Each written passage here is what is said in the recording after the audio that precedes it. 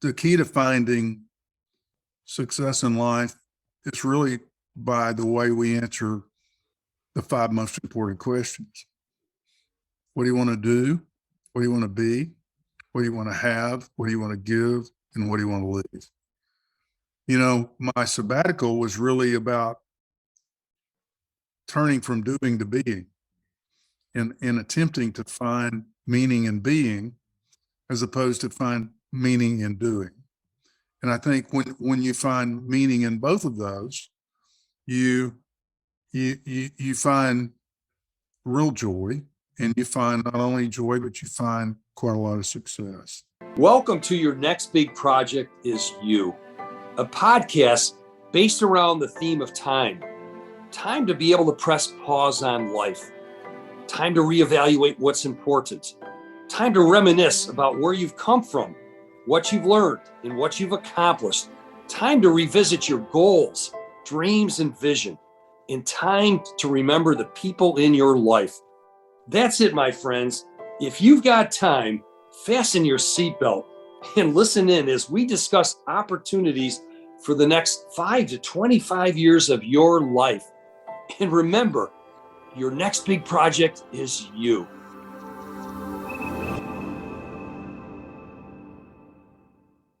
Welcome to our podcast. Your next big project is you. And what a special guest I have today, my old buddy, known Dan Wilhite for almost 3 decades. Dan and I were talking about this. I believe we met very close to 30 years ago. And Dan, for all these times I've known you as a key person in the advisory business, the wealth management business. You've been recruiting, you've been re-recruiting, you've been coaching, you've been developing talent. You've been helping people, Dan, to make a difference in their lives, as well as in making a difference in the lives of their clients. Why don't you tell us a little bit about that journey? Well, yes, it's great to be with you and great to reconnect. I'm very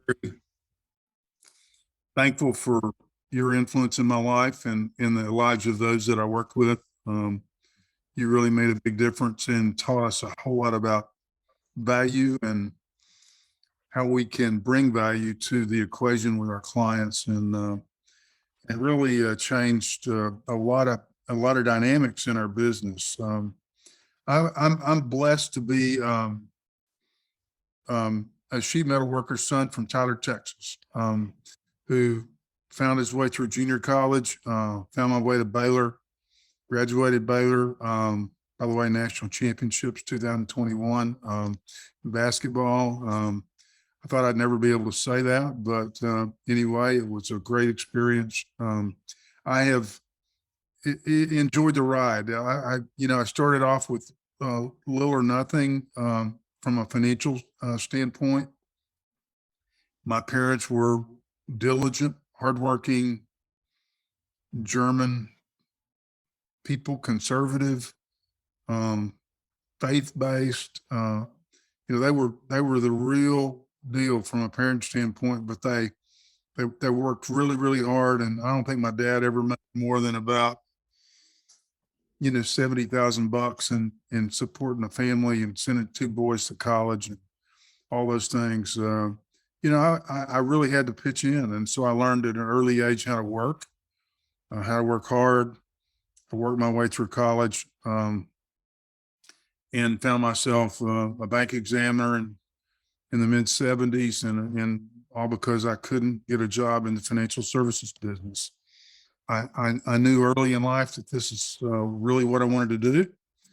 And via an interaction with the owner of E.F. Hutton, or the manager of the E.F. Hutton office in my hometown, I came to really love and appreciate this business and what it brings to the table. So, Ed, I'm very thankful to be here. Well, Tyler, Texas, the home of the great Earl Campbell, right? I'm a masochistic Buffalo Bill season ticket holder. And was that a jab telling me about Baylor national championship because my beloved Bills had not won the Super Bowl yet? Was that a jab, Dan? That could be. It could be. A little jab, right? It could be. What was interesting in our reconnection was when you mentioned that you reached a point where burnout came into play in your life, Yep. that you really just hit a wall.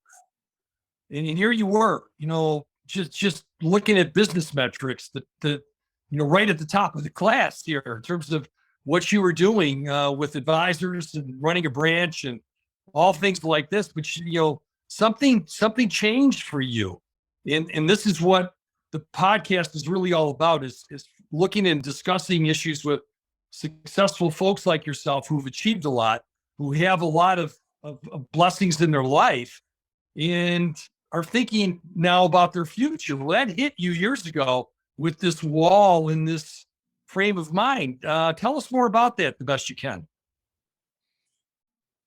I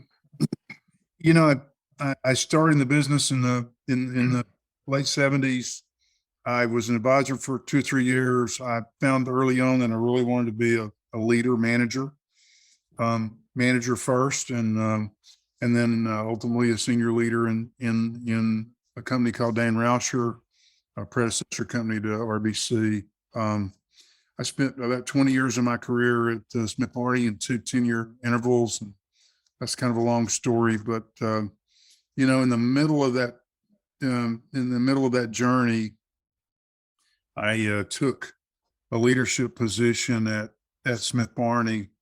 And when I joined Smith Barney as an assistant manager, we had about 2,000 financial advisors. My advisor number was 1955.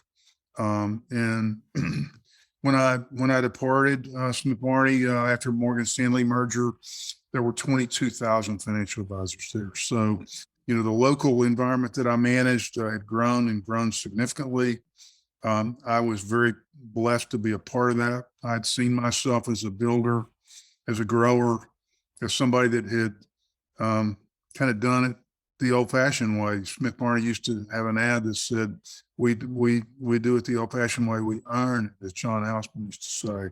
Yeah, right.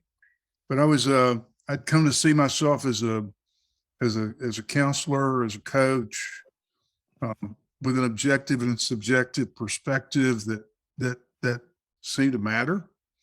As a mentor, I found myself in lots of mentoring roles over the years, and as a leader trying to do the right thing as opposed to just doing things right. I heard Warren Bennis say that years ago, and truthfully, that was what I was intrigued by in the leadership role, to attempt to do what Collins says in Good to Great is, be the paradoxical mix of humility and strength, to be a compelling force with a good vision, to be a servant leader, and to start with service, and to be authentic to my values. And so at 2 or 3 intervals in my life, I kind of came to a place where I was not able to be as authentic as I wanted to be. And in 2007, 8, 9, Citigroup had gone from being the most revered company in America on the front page of Forbes magazine in 2006 to the stock had declined from $55 to 55 cents in six months. And so many of us were called to participate in, ownership of the company. And we lost a lot of money. Wow. Moreover, we started losing a lot of clients because Citigroup was in question as to whether or not they would survive. Interesting. I remember the tsunami well. Yep. That time period and things. And what I remember from our discussion, Dan, was that forced you to literally call like a lifetime out. Yep. As I said, where you went on your own sabbatical. Yep. And that picked my ears up to another level of volume here, because, a lot of our work these days is around living your value, and we've created a sabbatical experience. And in your case, 100+ days of working on Dan, probably for the first time, the way it sounds. You've been just doing, working, achieving, driving result, doing new business metrics, doing all the things as we kick this podcast off. But you had 100+ days to work on Dan Wilhite. What crystallized from that introspection for you? Well, I came to hit a wall that, was kind of bounded by the loss of a marriage, the loss of a number of my colleagues that I worked with because they financially were upside down with city doing what it did. Being in an environment where we felt like we were not really valued, in any number of reasons. And, I really don't want to, get into the negative elements, but the inside of me, I knew, Leo, that there was a little voice inside of me that said, Dan, you got to do something different. Dan, you've got to do something differently. And, in listening to that voice, I had been intrigued by the concept of, of getting away for a long time, because Donaldson, Lufkin, and Jeanette back in the day had a requirement that anybody that was a managing director in any 10-year period had to take one 2-month sabbatical. The consistent, and then they had to generate a report when they got back saying what they learned. I always was intrigued by all of that. And, the consistent message was, you can't really do this in 60 days, right? You need 90 days or 120 days. And so I just decided, I was at an inflection point in my life. I had experienced a ton of success and had grown things, exponentially. Been really part of some great success with the advisors and clients that we worked with. But my values were not, I didn't feel like I was living my values. And so I got away, and I did. There were 3 things on my bucket list there's about 10 things on my bucket list that I had not done at that point. And one of those was to go to Argentina and spend the better part of a month there. I went for 2 weeks with some buddies, and we went fishing and hunting, and then I cruised around for another 10 days or so, just by myself, riding buses with the locals and improving my Spanish, albeit not even close to Portuguese. Getting to a place where I could communicate.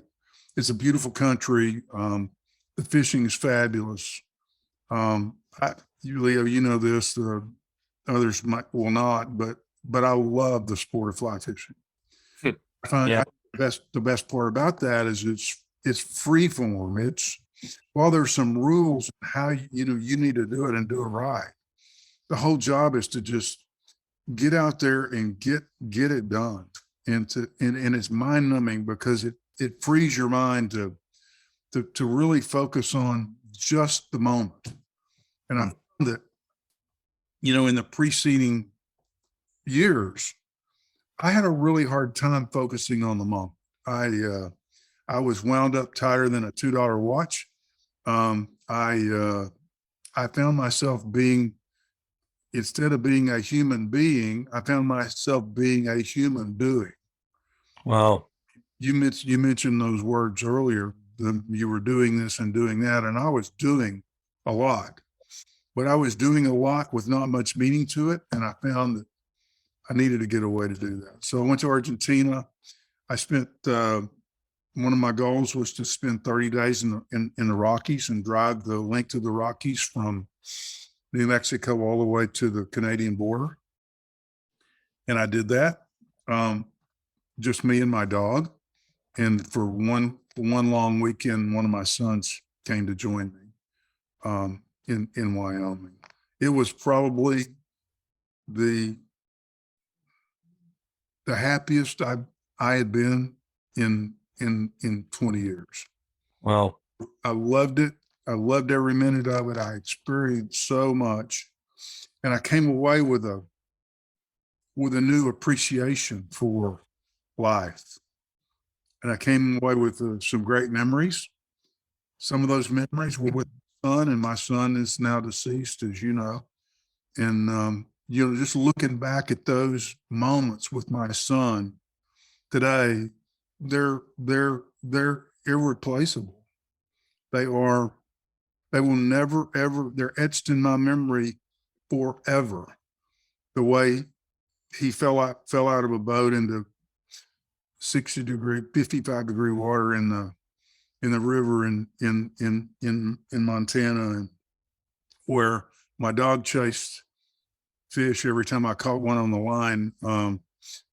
He was scared to death of the water because of the roaring sound until he found out there were fish in there, and all of a sudden he came to life. His hunting instinct took over.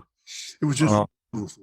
So, like, I didn't sleep out, in the stars every night, but two or three nights a week I would be camping out under the stars.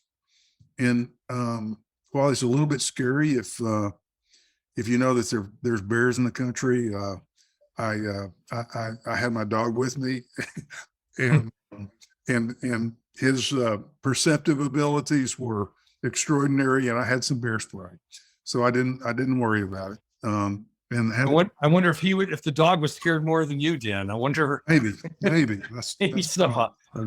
You were expecting some assistance from your dog. Your dog was probably thinking the same thing about you. And he knew that he could outrun me, so he would not be dinner for the yeah. What life? Yeah, I'm sorry, Dan. It was the third thing. The third thing I did was I knew that I wanted to go on a couple of week mission trip, and so I went to Cuba. And Leo, I have to tell you that I had no idea how some of the rest of the world lived. I had no idea that 27% of the women in Havana that are under 30 years old are prostitutes because they have no other choice but to make a living in a horrible economy. I had no idea that the average wage in the country was $12 a month. And if you were a physician, you made $18 a month. But by the way, if you were a physician, you don't have any drugs. You can't treat anybody. Yet these people were some of the happiest people I've ever met, and they had been through so much. There'd been a hurricane down there the year preceding when we went, and we spent about a week, rebuilding the church. Literally, the walls had been built, but the roof had come completely off, and so we did all that, and worked really hard and had a great time, and connected with our Cuban friends in a really good way. Well, Dan, you didn't tell me how did you pick Cuba versus some place in Africa or in Far East or some other place around the planet? How did Cuba become the choice of destination? I'd been all over Mexico. I spoke some Spanish. I used to say mi español es peligroso. That means my Spanish is dangerous. But I asked a couple of people that had been around the world, where was the best place, the closest best place to go get the ultimate experience with this, and they told me Cuba. So I went, and I'm going to tell you, probably one of the happiest moments of my life, happened in Cuba. The last day we were there, Pastor Miguel, the guy whom we built the church for, rebuilt the church for, he and I were walking out to the bus to go back to the airport, and he said, Dan, just thank you so, in Spanish, thank you so much for everything that you've done. I just could not be more thankful. and I said, I reached in my pocket and I pulled out a Swatch watch that we found a client that gave us like 1,000 Swatch watches, but this was a really nice, this was the high end of the Swatch watch, world. And I handed it to Miguel and said, for you, my brother. And he got tears in his eyes. Like and then he said in Spanish, I never thought I could ever afford a watch. I never thought that I would have. He said, I always have to rely on the sun for knowing when to do things. And he says, I'm just thankful for this. And then I said, is there anything else I can do for you, Miguel? He said, yeah, we need to raise some money to rebuild that children's building out, behind the church. And so I said, well, how much money are we talking about? And he talked to the interpreter and they talked back and forth and got a piece of paper out. And he came back to me a couple of minutes later and he said, $237. And I went, are you talking about, $2,037? No, $237. Third floor, palapa roof, all of that, about, 500, 600 square feet. And I looked and I said, just a minute. And I walked around the corner and I looked at my wallet and I had $238 in my pocket. So I felt like this was a sign, from the man. Yeah. And I just said, okay, I'm going to give it to him. And I knew that I needed about $15 to get out of the country. I was going to have to borrow it from somebody, but I figured that we could do it. And so I gave him $237. I went back. I mean, he was unbelievably touched, crying. I mean, just really touched. I went back to that building 2 or 3 years later, a shorter trip, about, 5 days. And it was, my name was on the building. This is a school, a children's school, donated in the name of Dan Wilhite, Dallas, Texas. And I could not believe that that I was so touched by $237, but it wasn't the money. It was the reality of the fact that we are so blessed and we just don't know it. Yeah, totally. I believe my build off of that is that most Americans are absolutely clueless when it comes to the horrific conditions in other parts of the world. As you said, with the women and prostitution and the lack of a proper building to educate kids and things like this, we're clueless for the most part to do this. And we teach that concept of abundance, Dan, in our sabbatical experience. And it's all about intentional stewardship. It's how you make decisions around your time, your talent, and your treasure. When I hear the culmination, that trip to Argentina, looking up at the stars and the Rockies trip, somehow going to Cuba to do the things that you did, you brought stewardship from Dan Wilhite, both of your time, your talent, and your treasure. The $238 or $237, the dollar left and the other $14 that you needed probably to beg and borrow to get out of the country or just ask somebody. What an honor, what a tribute. And these are the little stories I love to hear of people like yourself, Dan, that are making a difference. You went through that scenario years ago with that economic tsunami and the different cultures coming together, and finally the realization that maybe this isn't what it used to be. Or I remember you were telling me, we were talking about our movie, love of movies, and you were telling me about the one line from the movie The Rookie. Yep. Why don't you tell us that story? I love that story about kind of finding where you need to be in life. This is another great takeaway. Well, I thank you. I learned a long time ago through one of my mentors and coaches, Bob Beal, Biehl, that the key to finding success in life is really by the way we answer the 5 most important questions. what do you want to do? What do you want to be? What do you want to have? What do you want to give? And what do you want to leave?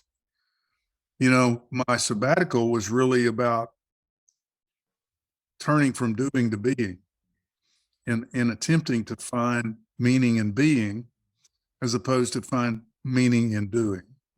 And I think when you find meaning in both of those, you find real joy, and you find not only joy, but you find quite a lot of success. And so, you know, all this did was kind of prepare me for the next chapter of my life.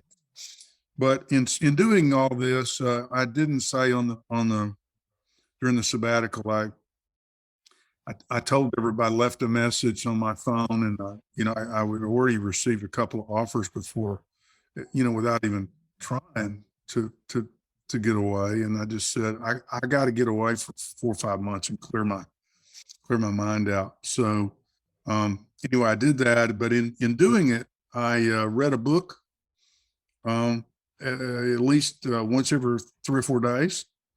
And I watched a number of movies that I'd watched over the years that I loved, and I went back and watched some of the old ones. One of my favorites was Dennis Quaid in the book and in the movie The Rookie. Yeah. You know, he represents a high school coach in West Texas that, you know, won the district championship, and in doing that, his boys made him promise that, Coach, if we can hit you, we can hit anybody, because you are really throwing a great fastball. And our confidence is so high. We're winning because of you. And if we win, will you go try out for the show? And he promised him he would. Well, they won the district championship. They won the by-district championship, and he was scheduled to go try out for the Texas Rangers in San Angelo, Texas, the next morning. I don't know if you recall this, but he Yeah. to see his dad in the middle of the night, kind of an estranged relationship with his Air Force dad. And he said, Dad, I just don't know what to do. He said, I'm really torn. I'm a small town hero, and everybody in this town loves me. I'll never have to buy a cup of coffee the rest of my life. I've got 3 small boys and a wife, and, you know, we're really living a great life. And I don't want to leave, but I promised the boys I would. And I think I would be good at that. And I think, you know, I'm intrigued by it, but his dad just said, stop. He said, your granddaddy told me once something that I want to tell you.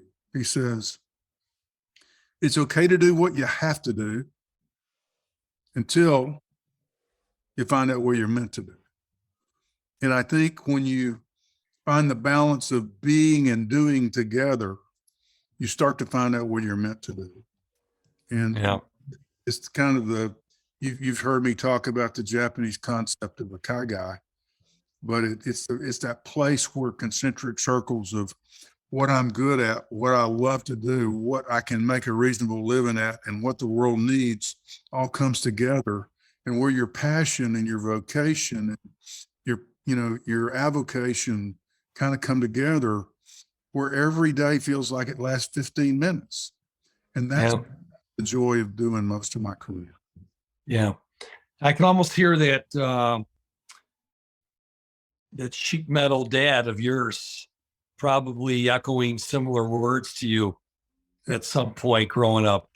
Yeah. And the influence that he made, and these trips, as we said, Argentina, to the Rockies, to Cuba. How was that manifested, or some of the key takeaways now into your actual coaching that you're doing today? And as I understand it, you're helping young CEOs or branch managers still because of your tenure and expertise in the wealth management business, as well as some advisors. What are they in search of, and how is all this crystallizing for you when you counsel and share your wisdom and your insights with these folks, Dan? Well, I think it comes down to what I heard Peter Drucker say one time, is you have to find your existential core. You have to find the reason you exist and understand that if your values are clear, your decisions are easy. Roy Disney said that 50 years ago. And I really believe that getting back to answering the 5 most important questions really gets us there. And most people are looking for answers for those 5 most important questions. Not all of them all the time, but and we answer them with different emphasis on the 5 at different stages of our lives. But what do you want to do in life? Well, you want to be secure early in your life. You want to make some money. You want to do you want to be known to be something that is special.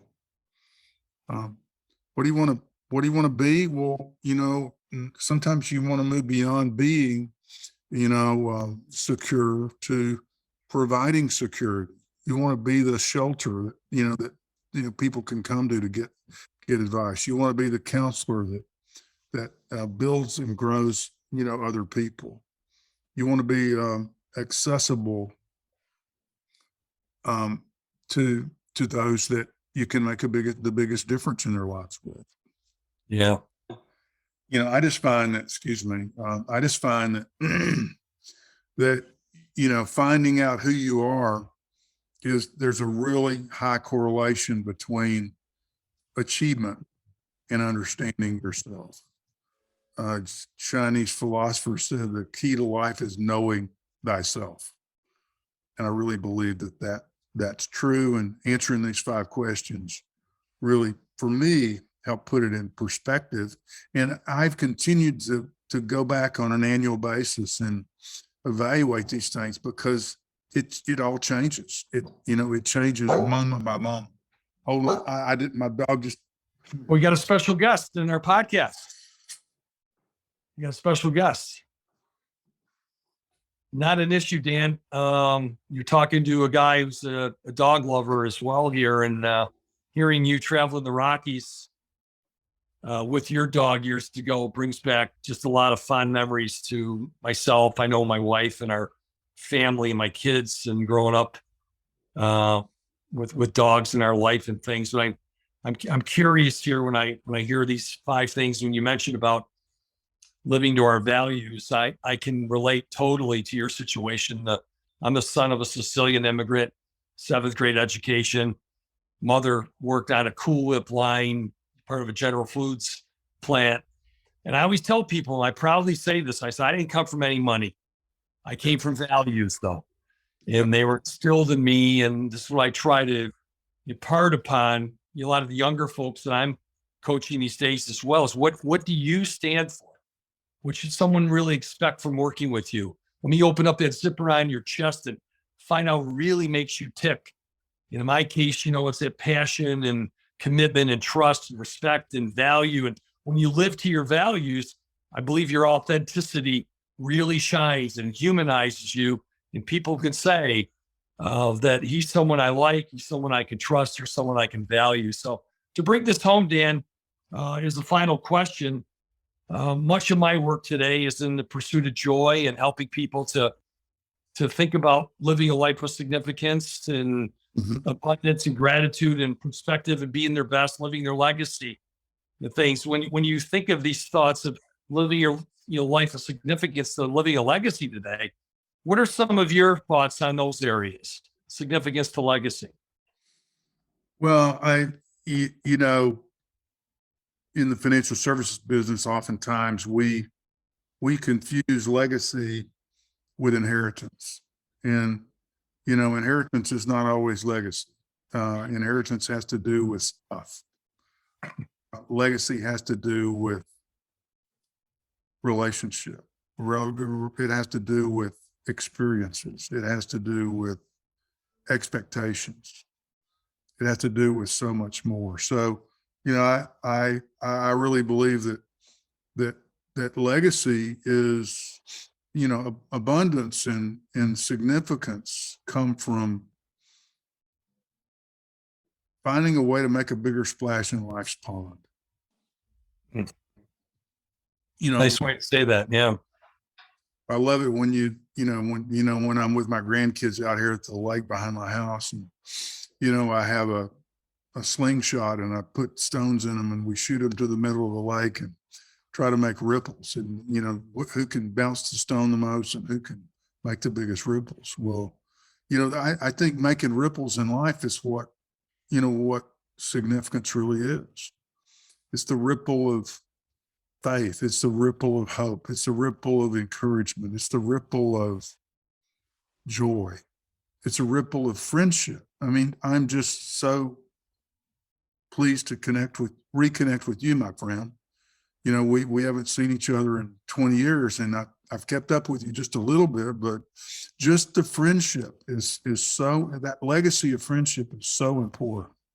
So, I think, the other thing I would say is that planning doesn't always work when it comes to finding real meaning in life. I heard Leo Buscaglia say it 20 years ago on a children's show on Saturday morning, watching television with my kids. He said, life is what goes on while one plans life. And, we got to get on the treadmill of life and go and do and be. And, through the going and doing and being, we've got to find some nuggets that are essential to life. And I think the older I get, the more I find that finding those nuggets of time with friends and family, nuggets of meaning in Cuba with $237, nuggets of laying under the clouds on the top of a mountain in Montana and looking at the different shapes of the clouds and acting like a kid, visualizing what that new cloud looks like. It looks a little bit like a teddy bear. It looks a little bit like a crocodile. I never allowed myself to do those things when I was in the doing mode of life. Yeah. The being mode of life, and finding some balance between doing and being is where real meaning comes. The beauty of talking to you, my friend, is that, as you said, we're aging, but you've never lost that exuberance for living as a kid, as you're aging, it's still, you can rewind the clock back. And in terms of your thirst and your curiosity for intellectual stimulation and finding meaning is continuing to go higher and higher, Dan, in your life. That's what it feels like. As my buddy said, the older my father got, the smarter I became, or I realized how smart my dad was, when we were doing quotes here for the movie and things today. Same thing with you. What an absolute pleasure, Dan Wilhite, to reconnect. And I believe when you haven't seen anybody, in our case, and you pick up right where you left off, it really, to me, defines a true friendship, where you just pick right up in terms of family and what's going on with you. And here's what we're doing, and here's what I'm doing. And Dan, you've given a gift to our listeners today. So thank you from the bottom of my heart for, being this open and reflective on your life and your experiences and what you've learned from all of those. Absolute pleasure, my friend. Pleasure to be with you, my friend. And I'll look forward to more time sometime soon. You got it. Stay well. Thank you so much. All right. Bye. Bye-bye.